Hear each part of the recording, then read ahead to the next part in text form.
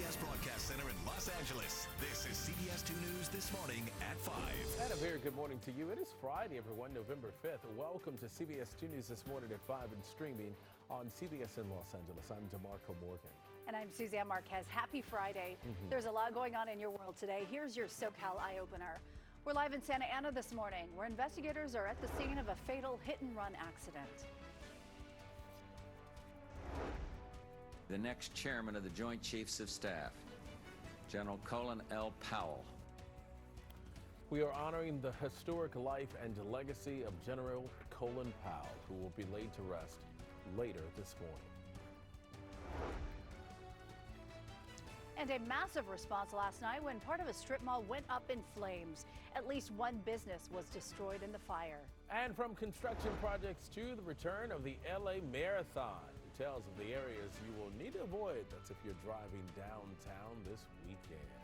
Okay, so DeMarco, you're downtown. Do you have plans? Or are you just going to stay put? I'm going to have to rearrange them now. Yeah. Wow, that's cool. But it's always, that energy that comes along with, being in a neighborhood where the marathon is passing through. It's always fun. Until you have to go somewhere, like you said. Exactly. You're going to have to cheer them on then. Right. Stadium to the sea. Wow. All right. So let's talk about the weather this morning. We're dealing with a lot of fog here in Southern California. So we have that dense fog advisory. Take a look at this. This is Long Beach. You can't even make out the buildings. You can't really make out what part of Long Beach this is. So we're dealing with a lot of that fog, about a quarter mile or less of visibility. So just give yourself some extra time. Here's a look at that fog alert. So that dense fog advisory continues until about 9 a.m. We'll have dense fog at least for the next few hours. And once the sun comes up, that should help break apart a little bit more of that, of the clouds, and we'll probably see a little bit more of that sunshine as we head into the latter part of the morning before that dense fog advisory expires. But we're dealing with a warm day here in the Southland. Temperatures will be in the 70s for the coast, upper 70s for LA and Orange County Metro, 90s for the valleys, 87 for the Inland Empire, 79 for the high desert, 66 for the mountains. But I'll tell you when the cool down officially begins. Back to you guys. All right, Amber, thank you. Breaking news this morning. Pfizer says its experimental pill for COVID-19 cut rates of hospitalizations and deaths by nearly 90% among patients with mild to moderate infections. The pill is taken twice a day for 5 days. Pfizer will ask the FDA for authorization.